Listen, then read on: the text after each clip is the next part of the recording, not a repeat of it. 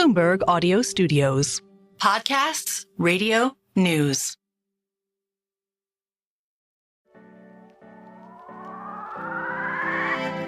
Well, Elon Musk is now the richest person on the planet. More than half the satellites in space are owned and controlled by one man. Well, he's a legitimate super genius. I mean, legitimate. He says he's always voted for Democrats, but this year it will be different. He'll vote Republican. There is a reason the U.S. government is so reliant on him. Elon Musk is a scam artist, and he's done nothing. Anything he does is fascinating to people.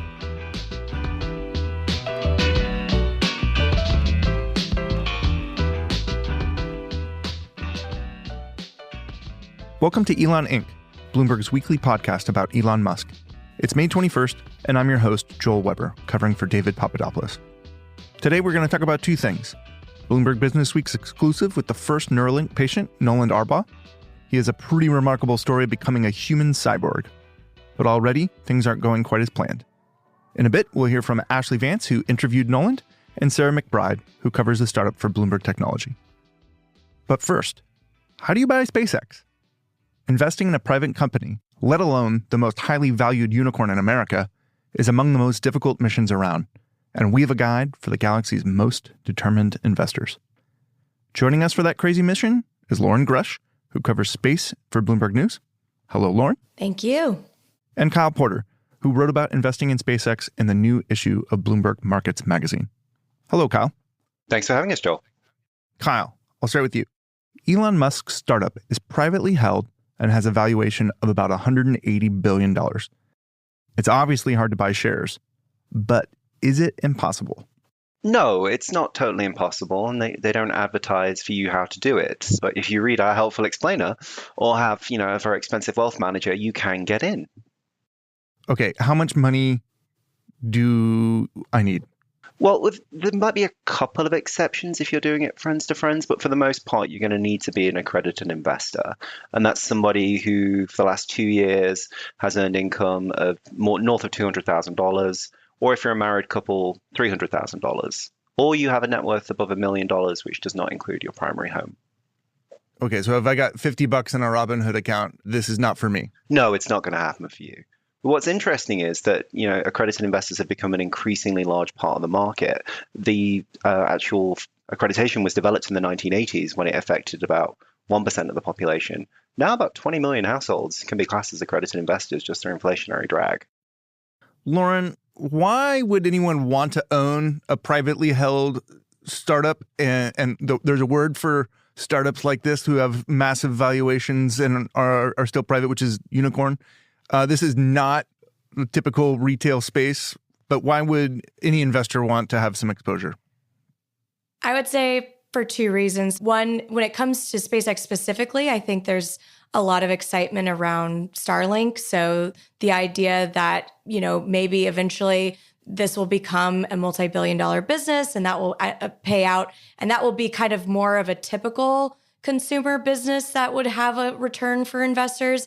And then I think also the second reason is just the cult of Elon. Having some kind of stake in one of his companies, I think, has a tremendous draw for a lot of people. What are the risks, though? Because, private market means there's no liquidity that a normal, publicly traded company would really have, right? So what does that look like? What are the risks for investors? Well, I think the risks are, it's still not very proven that launching rockets and being in the space business is actually a profitably sustainable enterprise, right? All we have is a lot of what Elon tells us. I mean, we don't have a really hard look into SpaceX's financials. They tell us they are profitable. They tell us they have money in the bank, but they are also dumping a ton of money into research and development and also to create, massive rockets like Starship. They're still putting a tremendous amount of money into Starlink. And when we have seen space companies go public, we haven't seen a lot of great, profitability there. It's a very tough business to make work. You have to put in a ton of upfront capital.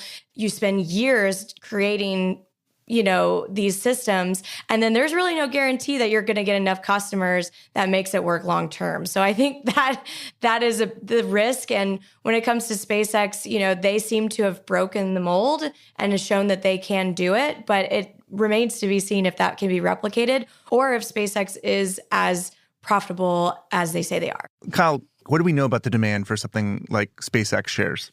Oh, it's huge. Primary tender offers were oversubscribed. There are people queuing around the block to get into this company, which is good news because they burn an awful lot of cash at the moment getting these rockets into the air. It's part of the reason, in my humble opinion, why they're not public yet. They don't have to disclose that much information, and they're still getting the money. I mean, what company wouldn't want that situation? Okay, say I've got six figures and I want to play. What are my options? What kind of shares are available even? And how would you recommend that I, blast into space here? I mean, there's a few different things you can do, and a lot of it will depend on, how much money you really have. If you're in, the 10 million plus club, your private banker at Morgan Stanley or UBS is going to know a guy who can get you in. And, the perfect type of share that you'd want to buy ideally is something that's direct, it's vested, and it gets you on the shareholder registry. You're not going to pay a fee for that to any third party to hold it. And, you're going to be front of the queue just in case anything does go wrong and, there's a down rating or anything else. But those things are very hard to find. And basically, it's very early investors or maybe former employees, right? Those are the best chance. Yeah. Yes, very much so. I mean, the company is getting on for over 20 years old now. So there are those type of shares floating around, but SpaceX, as it's gotten bigger and more successful and has frankly raised a lot more money, has started to make it much more difficult for even those type of people to sell their shares, except people within the company or to, for Elon himself, for example. They just don't want the hassle of having to update their shareholder registry and have it treated like a publicly traded stock when it's not.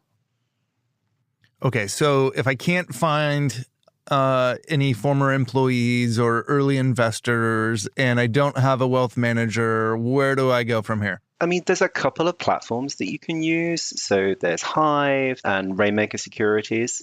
You can log into these apps. You can give them your information, prove you're an accredited investor.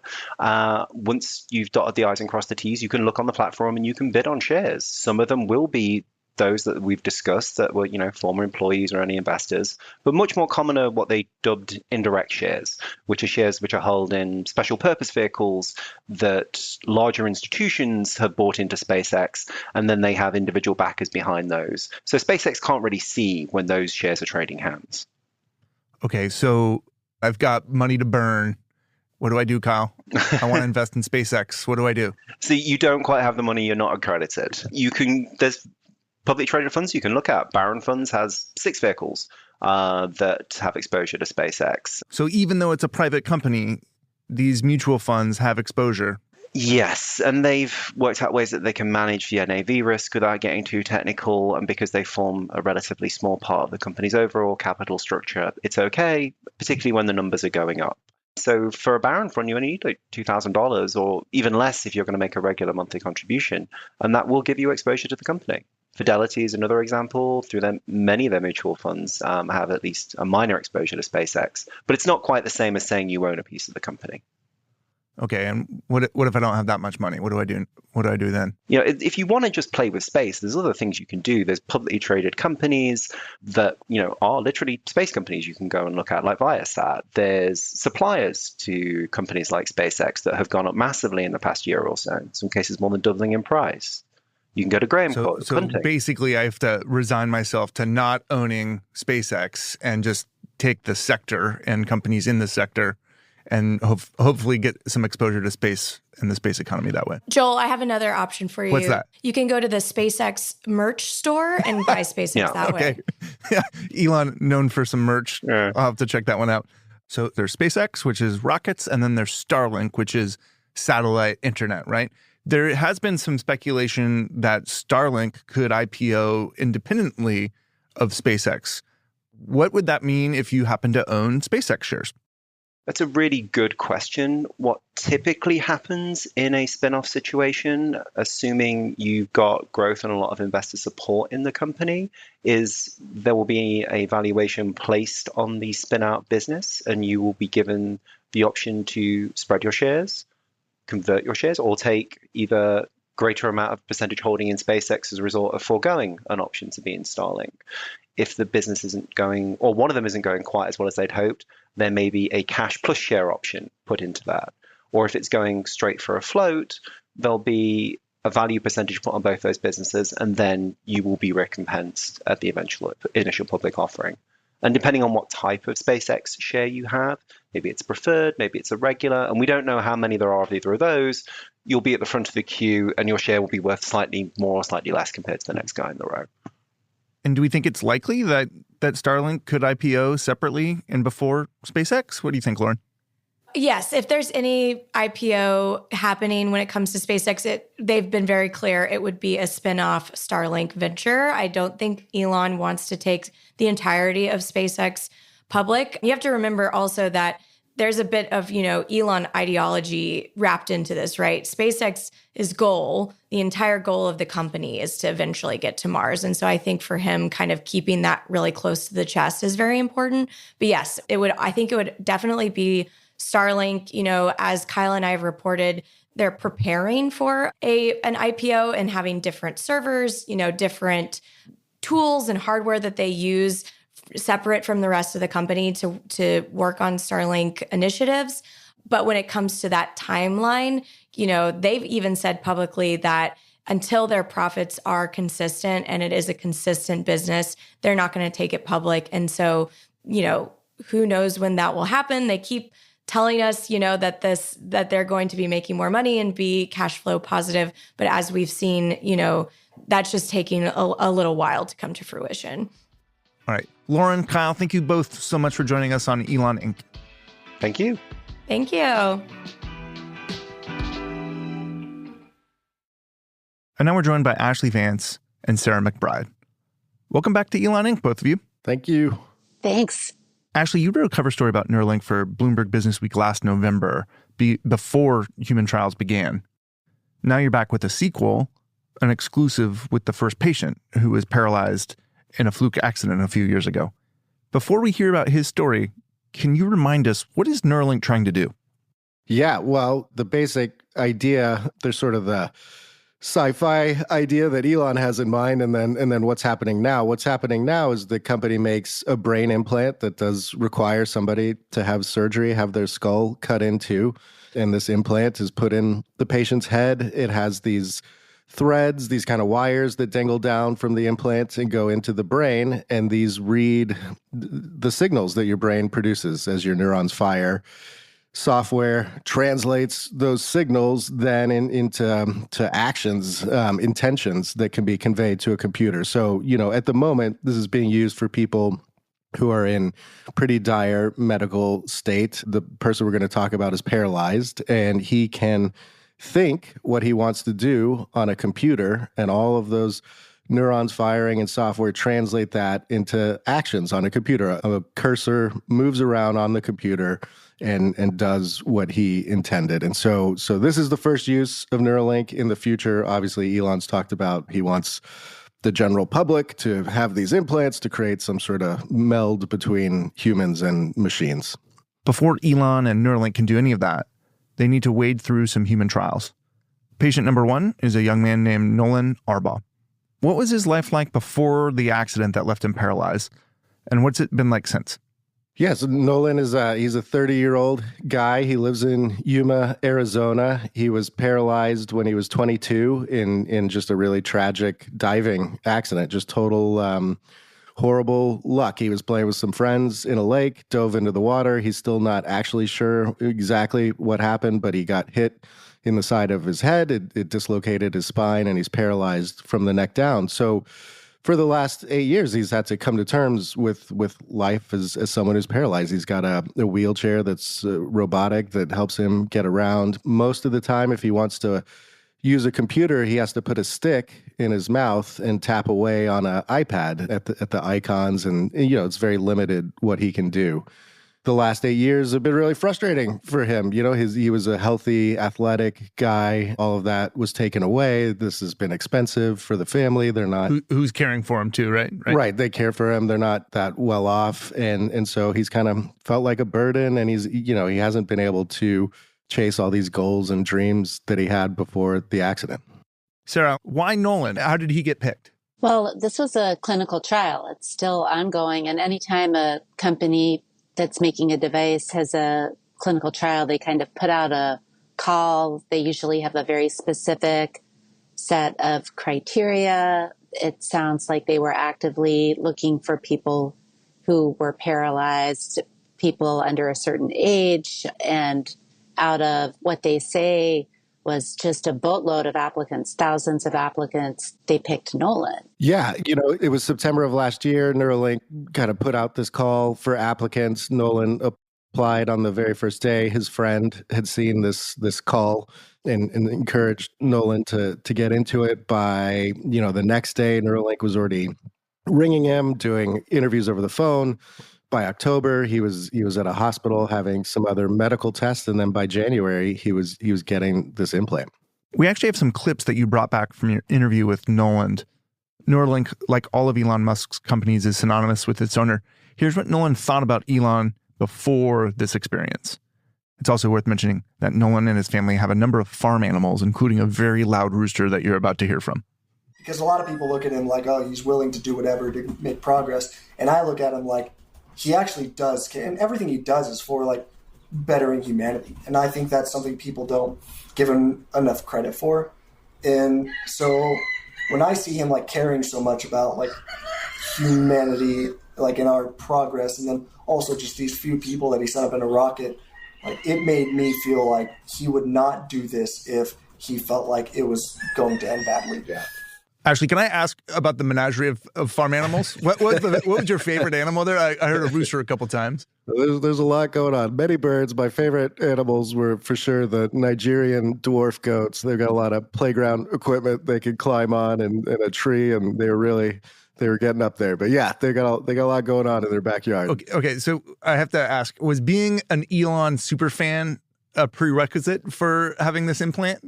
I don't think it was for Neuralink. I think it probably helped get Noland, to say yes to this procedure. We talked at length, a bunch of his friends tried to talk him out of it. Obviously, there's been a lot of stories about how Neuralink's done these animal trials on monkeys and pigs and sheep for years. There's been a lot of stories that some of those trials went badly and the animals were harmed, and Noland's friends were bringing these examples up all the time. He is for sure an Elon fanboy. He did, kind of dig into some of this, and then in the end, he just decided it was especially the SpaceX mission sending astronauts into space that seemed to have a big impact on him, where he saw an interview where Elon talked about having a sleepless night before the first astronauts went up and praying, to God. Elon's not a religious man, so that really stuck with Noland, and he thought, Elon's just not going to do this if it's going to actually hurt me. That was his conclusion. Okay, Sarah, I want to talk about the surgery. How does this go down? So what happens is at first it looks like traditional brain surgery. In this case, Noland went to the Barrow Institute in Phoenix, which is known for neurosurgery. And a surgeon cut open his skull in a procedure called a craniotomy. And then the device, which looks like a round core device with threads going off, which is where the electrodes are. So the round part of the device gets implanted in the skull, and then the electrodes go down into the brain tissue. A sewing machine does the part of the surgery that implants the electrodes into the brain tissue. So it starts off looking like traditional brain surgery, and then it moves into this sewing machine where the surgeon most involved is actually the technician operating the sewing machine that's planting the electrodes into the brain tissue. So the difference between the surgeries that have been done with electrodes and Neuralink's is Neuralink has over 1,000 electrodes. Some of these other techniques, at most, like maybe 200-300 is considered a lot. So Neuralink's electrodes are smaller and sit right up against precisely targeted individual neurons. And other companies target more broad groups of neurons. So that's the difference with what they're doing. It's a lot more ambitious. Ashlee, I want to talk to you about what it was like for him going into this surgery and then coming out on the other side. What did that feel like for Noland? Yeah, well, like Sarah said, Neuralink's surgery is more invasive. The device is more powerful than ones we've seen implanted like this before. And so there was this huge expectation or hope, that you would see much faster performance with this device. So when he thinks, it translates to actions on the computer more quickly than other things that have been done before, that he can do this in the comfort of his own home instead of being in a hospital and laboratory setting. And all that proved to be true. He was discharged from the hospital just a day after the surgery. He spent sort of 10 days near the hospital at an Airbnb with Neuralink people checking in on him. Then he went home. And from the very first day that he went home, he broke almost all of the benchmark scores for these types of devices. So, it seemed to be outperforming anything that had happened before. What was an example of that? Like, what could he do after the implant that he couldn't really do before? Well, so they set these benchmark scores. You have to think with your brain to move a cursor around on a screen, and sort of there's a grid with squares on it, and like one will light up as a yellow square, and you have to move your cursor to that square as quickly as you can. And so these are like medical aspects of calibrating how fast this device is going. Outside of that, he was able to pretty much anything he wanted to do. If he was using like a laptop, he would have to do with voice recognition. And so he likes to play, Audible. He likes to play audiobooks a lot. But anytime he wanted to do anything else on his computer, he'd have to stop the audiobook, issue another voice command, and hop around. Now he's got like an audiobook playing. And while he's sitting there talking to you with the audiobook playing, he just uses his mind to go start playing chess in a different application. He goes to play video games. He's able to, just like all the rest of us, hop from tab to tab to tab on our computer. And so, he couldn't do that before. There's something like magical about it. It took me, even though I knew what was happening, it took me a second to sort of realize he was talking to me and using his computer at the same time. Like he was playing chess while he was just having a normal conversation with me. And, I think even the rest of us who multitask, it struck me as unusual. Okay, this is actually where the story gets even more interesting. Let's play one more clip from Ashlee's interview with Noland. Basically what happened was control of the cursor started deteriorating a lot. And then I thought they started doing different things.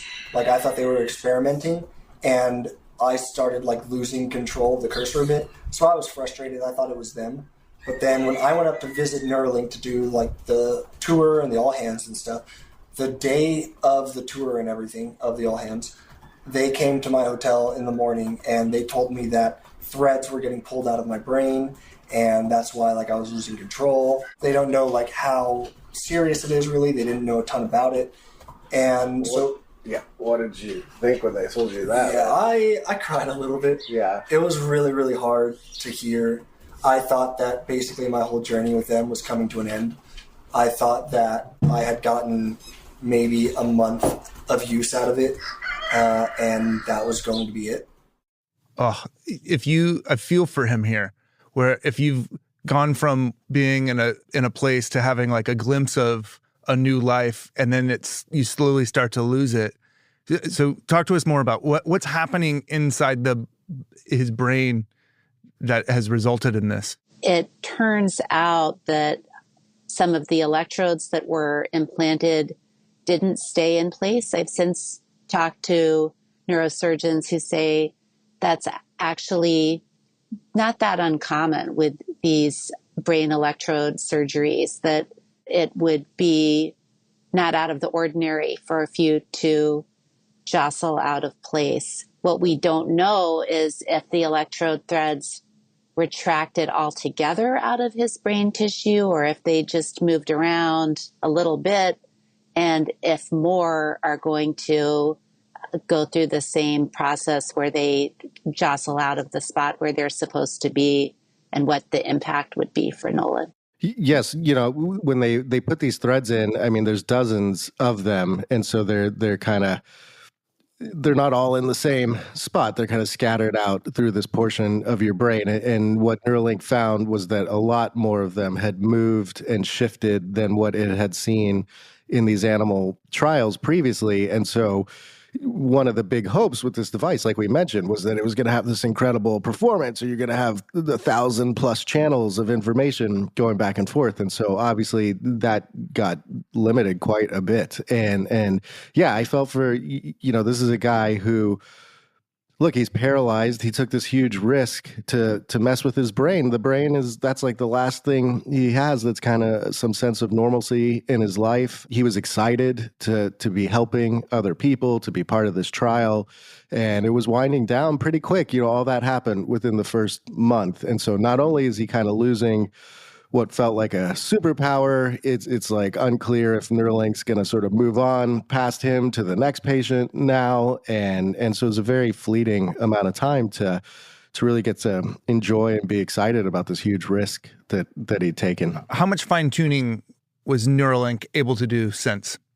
They were able over the weeks that kept going by working with him, and it's essentially machine learning software combined with him doing the practice on their training software. They were able to change the algorithms to sort of read the data out in different ways, and so he has gotten the performance back up to where the same kind of record-setting performance. He's happy. He uses it all day, every day. He uses it about 10 to 12 hours a day. He kind of doesn't when he's sleeping, and then it does have to be recharged every now and then. So, but otherwise, it is now just like a regular part of his life, and he's quite happy again.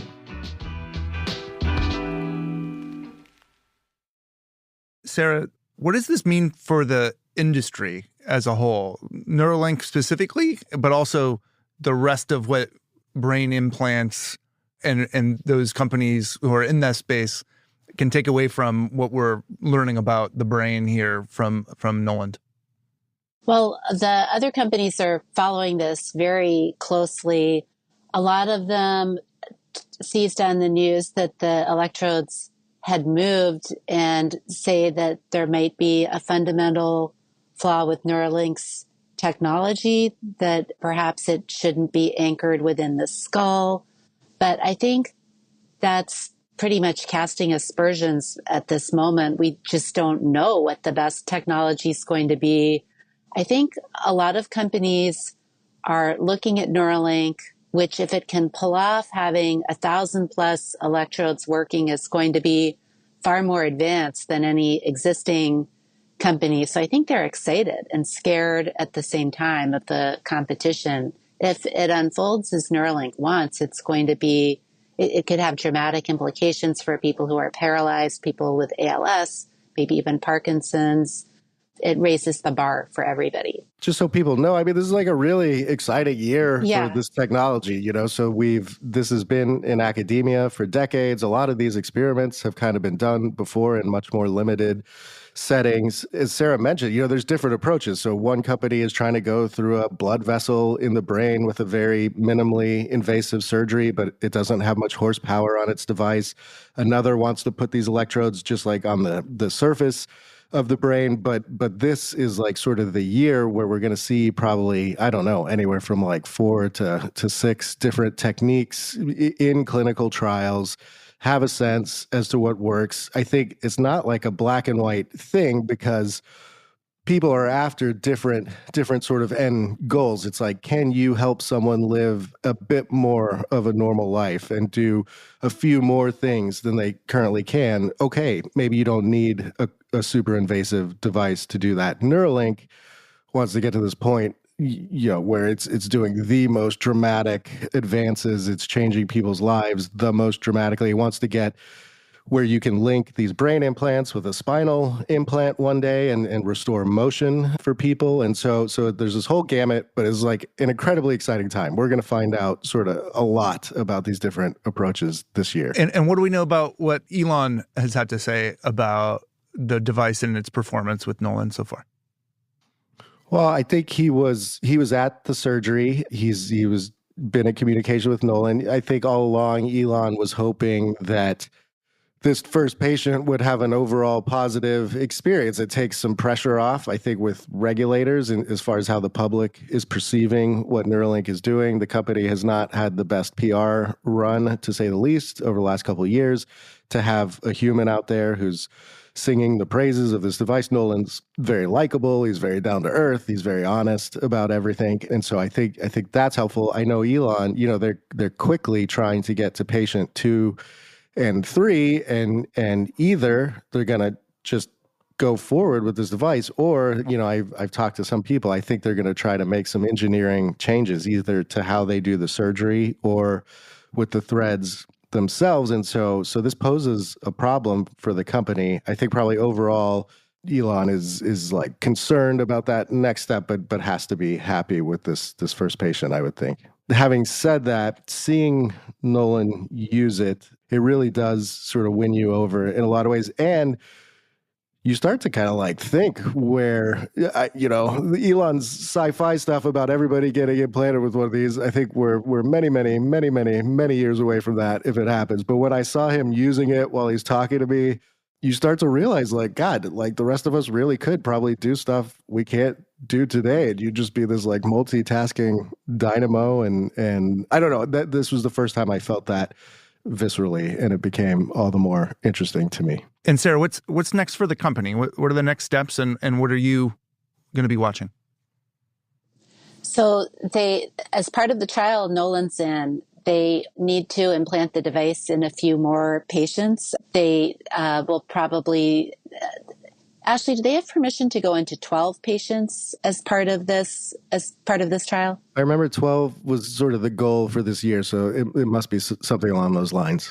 So usually what a company gets is permission for a few patients, and then they can go into the next phase of the trial, which in this case would be the pivotal stage, and it would be far more patients, and that would be the stage before you can move commercially. So they probably have tiered permission where they just have a blanket permission to go into a certain number of patients as part of this phase of the trial, and they can make small tweaks in between each patient to see what works best. So it's a big, exciting year for them. Ashlee, Sarah, thanks so much for joining us on Elon Inc. Thank you. Thank you.